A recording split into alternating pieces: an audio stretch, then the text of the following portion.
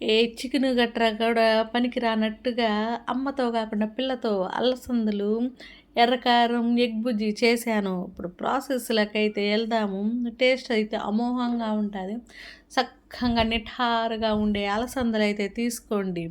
ఇలాగ ఫ్రెష్‌గా ఉండేవి, వాడిపోయినయి, ముదిరిపోయినయి కాకుండా ఫ్రెష్‌గా ఉండేవి తీసుకున్న తర్వాత దీంట్లో గడ్డి, గిడ్డి ఏమన్నా ఉన్నా తీసేసి సన్నంగా ఈక్వల్‌గా కట్ చేసుకోండి. మరి సన్నంగా కాకుండా, మరి పొడవుగా కాకుండా ఈ దశలో కట్ చేసుకున్నాక ఇప్పుడు స్టవ్ ఎక్కిచ్చేద్దామా?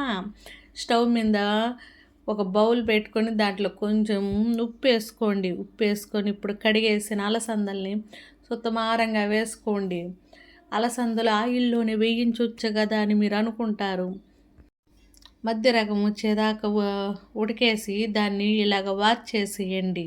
మరీ మెత్తంగా ఉడకబెట్టబాకండి. ఇప్పుడైతే మనము దళసరిగా ఉండే కడాయి పెట్టుకుందాంగా. కడాయిలో కొంచెం పోపు దినుసులు వేసుకోండి. పోపు దినుసులోకి ఆవాలు, జీలకర్ర మాత్రమే వాడుతున్నానుగా. ఇప్పుడైతే మన అలసందలు చూడండి ఎలాగున్నాయో.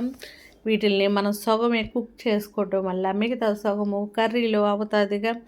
అందుకోసము ఉప్పు, పసుపు వేసి అలాగ కొంచెం సేపు అలా ఉంచేసేయండి. చూడండి మనకి ఎంత టేస్ట్గా ఉంటుందంటే మాటల్లో చెప్పలేంగా. దీంట్లోకి మసాలా వేసాను కదా. మసాలాకి 4 ఎండుమిరపకాయలు, 4 తెల్లగడ్డలు, కొంచెం జీలకర్ర, కొత్తిమీర, కరివేపాకు, కూసంత ఉప్పు వేసుకొని అన్నిటిని మెత్తగా రుబ్బుకోండి. ఇదే దీని మసాలా. ఏమంటారు? టేస్ట్ అయితే అదిరిపోతుందండి. సైడ్ డిష్కైనా వాడుకోవచ్చు, లేకపోతే మనం పచ్చళ్ళ గిచ్చల చేసుకుంటాంగా. కమ్మంగా వేడి వేడి రైస్ పెట్టుకొని దీన్ని కలుపుకొని తింటుంటే బ్రహ్మాండం బ్రహ్మాండం కనిపిస్తుందిగా. ఇలాగ కలుపుకున్న దాంట్లోకి మళ్ళీ క్లిప్పింగ్ చూపిస్తున్నాను చూడండి. ఇలా ఎర్రకారం వేసేసేసి బాగా అలా ఇలా ఇలా అలా కలిపేసిన తర్వాత మన ఫ్రిడ్జ్లో పెట్టిన 2 కోడిగుడ్లు అయితే తీసుకుంటున్నానులే. కేజీల అలసందలకి 2 కోడిగుడ్లు చాలు. మరి మన అలసందలు డామినేట్ చేస్తుంది కదా. ఇప్పుడైతే సన్నగా కట్ చేసుకున్న టమోటాలని అలసందల పక్కకు నెట్టేసి దాని పక్కన టమోటాలు నెట్టండి. ఇంకొక వైపు ఆనియన్స్ నెట్టేసిన తర్వాత చూడండి, మీకు ఇష్టమైతే జీలకర్ర కూడా యాడ్ చేసుకుని, అన్నిట్లో జీలకర్ర ఎందుకులేని యాడ్ చేయలేదు. ఇప్పుడైతే 2 ఎగ్స్ అయితే వేస్తున్నాను. మరి ఎగ్గుని ఎక్కువ వేసుకోబాకండి. ఏంటంటే ఆ టేస్టు మనము ఆస్వాదించలేము.